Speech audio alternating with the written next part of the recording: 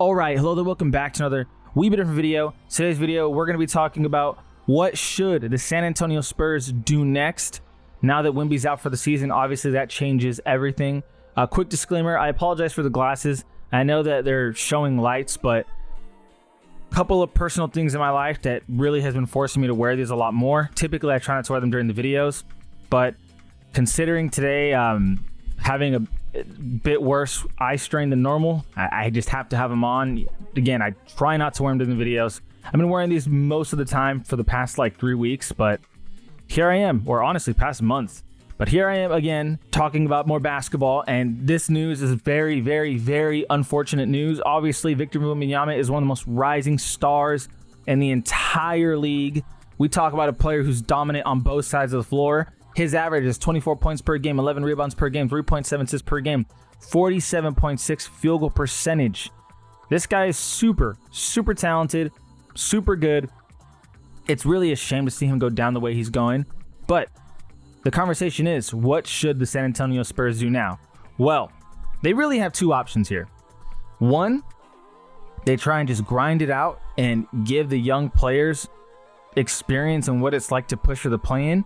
Or two, they try and just say, let's tank as much as possible to push for a top 10 pick. Looking at this year's draft class and how strong they are, I have been sifting through the internet a lot. I'm talking websites on websites, subreddits. Even I asked AI because why not? Maybe it's going to pick up something that I couldn't. But here we are. This is the best thing that I could find that sums up what I found through tons and tons of articles and websites and people talking about the 2025 draft class. Compared to last year's draft class, this top comment's going to sum it up. They're amazing. 2025 reminds me of 2021. Cade and Flag aren't LeBron/Wemby level prospects, but they're still freaking good. And the top is packed with exciting guys that should have multiple guys pop. So here's the thing. The Spurs right now are 12th in the Western Conference. They're 23 and 29.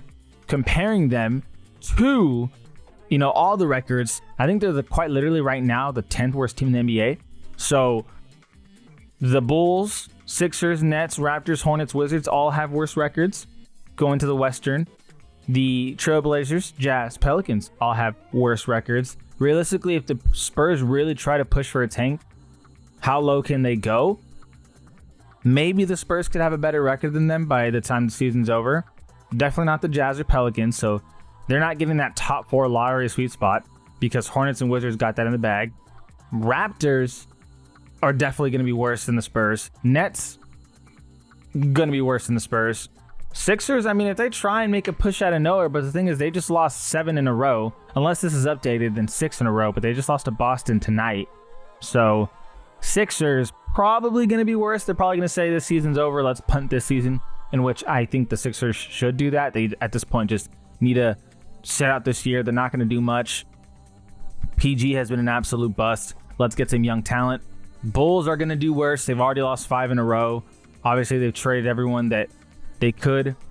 And Hawks, they're going to be better. Hawks will be better than the Spurs, I'd imagine.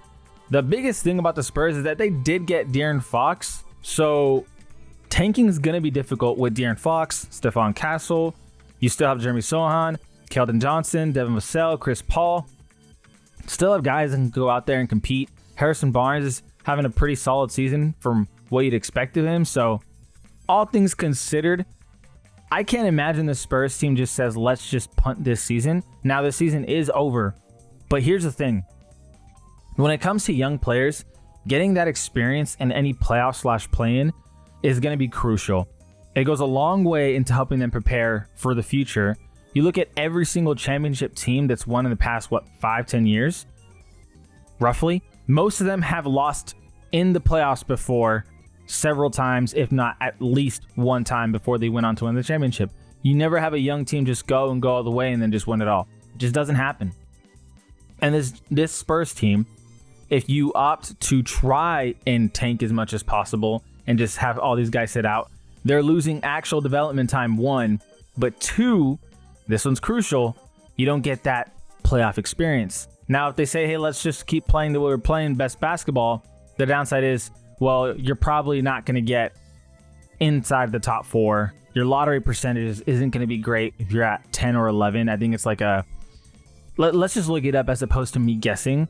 NBA lottery odds 2025. Let's give this a quick look and see what the odds are. So at number 10, what am I looking at here? So if the Spurs lost today, what are the odds? 65% chance they get the 10th pick, 19% chance they get the 11th, 1% chance they get 12th, 4% chance in the top 4. And if you get in the top 4, well, the prospects seem to be really good. 2025 seems like the better one in my opinion. Cooper Flagg should at minimum be an Isaac level player on defense and be a better shooter and playmaker on offense. Bailey's a hyper athletic wing who can finish extremely well and has a promising shot and a good defender. Dylan Harper is like a hardened type. Only time will tell if he can end up more like Cade or Luka. The thing about college is that I've never given a rat's ass, but there's no ignoring that Cooper Flagg is one of the stronger prospects in recent years that have been talked about. I mean, if you just follow basketball even a little bit, that'll pop up. But let's just take a look at the 2025 draft prospect. Why not? So yeah, you do have Cooper Flagg at 1. Number 2, Dylan Harper. Number 3, Ace Bailey. And even if you're the Spurs and you get lucky to get in the top 4, at that point, you definitely draft the best player available. Don't draft based off of positional need, because you don't want to do the worst thing ever and give away a player who could be, a generational talent. But as the list goes on, I have heard of VJ, Baylor player. Again, I'm not the most. If I've heard of them, then they definitely got big time credibility with the national media, because again, I'm out of touch with college basketball.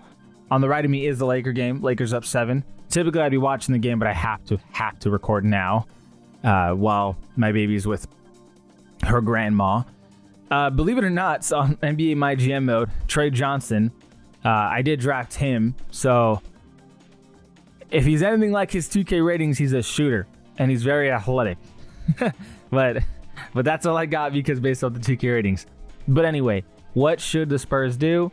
Goes one of two ways. In my opinion, I don't think you just outright try and purposely tank and just sit out all these guys. It's Stephon Castle.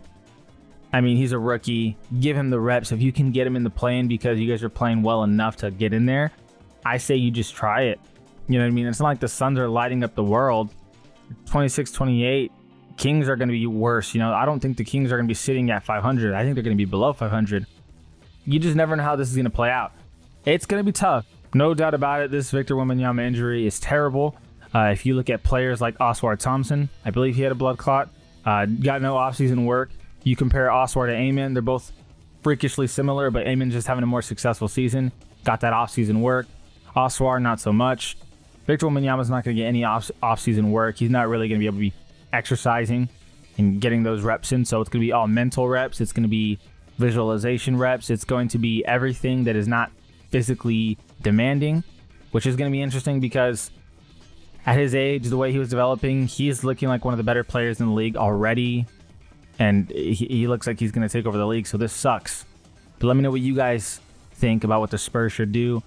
Again, I don't think you can go full-on tank just because your roster is already good enough to avoid a full-on tank, especially with the acquisition of De'Aaron Fox. But it would go a long way if you snuck into that top 4. Let me tell you that right now. For someone like me to recognize those names, it's got to mean something, because I'm out of touch with college basketball. So, as always, I greatly appreciate you guys for watching. This is All We've Been Different. And we out.